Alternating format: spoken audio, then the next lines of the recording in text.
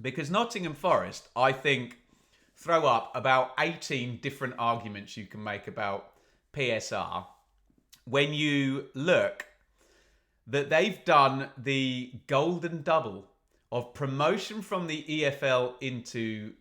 Actually, they've done the Bermuda Triangle of promotion from the EFL to the Premier League, survival in the Premier League, and a PSR breach, all in the space of sort of 3 seasons. So you'll remember us covering Forest. What year did they get promoted? 21-22, Forest got promoted. And they breached in 23-24 in the Premier League. So promoted one season, survived the next season, breached the next season. Now, Nottingham Forest had a loss of £95 million in the Premier League in that year for their 3-year rolling limit. Now, the limit is £39 million in the Championship, but it's £105 million in the Premier League. So why were Nottingham Forest charged for 95 million quid's worth of 3-year losses when the limit's 105 million? Well, 2 years of their accounts were in the Championship. So it wasn't 3 years at whatever it is, 30, what's 105 divided by 3? 35. It was 1 year at 35 plus 2 years at 13, which adds up to 35, 26, 61 million. So, is that really fair?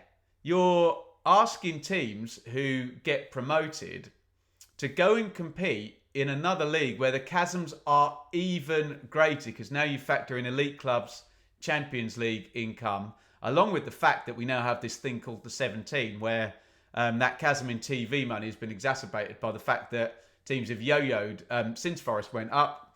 Actually, they're one of the 17. Good luck to them. And they've all been receiving that much TV money, whilst the rest of English football has been receiving that much, or in the main, that much. So is it fair that you go up at a disadvantage anyway, and then you're given another disadvantage because everyone else in the Premier League can spend, lose more money than you can?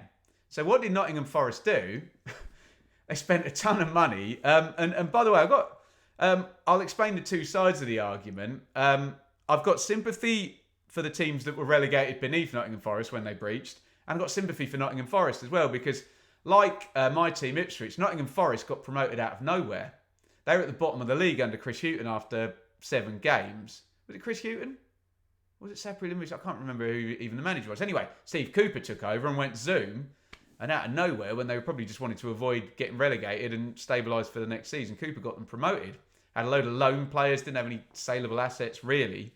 So they just spent a ton of money and built a new squad. It was either that and breach to the extent they did, or, well, you probably just get relegated because you don't really have a squad, so to speak. Ipswich had the same thing, really, last year. People criticised them for spending all of their TV money, but they were still playing like players that they'd bought and played and who got promoted in League One. So it doesn't really help teams to get a surprise promotion. More power to the teams like Brentford and Brighton, who've been building up year on year and were ready. But, you know, what about the magic of a promotion out of absolutely nowhere like Nottingham Forest did? So, on the one hand, I get if you have motivated reasoning on this, and I think your team would have to be Sheffield United, Luton or Burnley, where Forest finished above but breached, you might say, that's not fair. Forest knowingly breached, they knew they were going to breach, and finished above us, and as a result, we were relegated.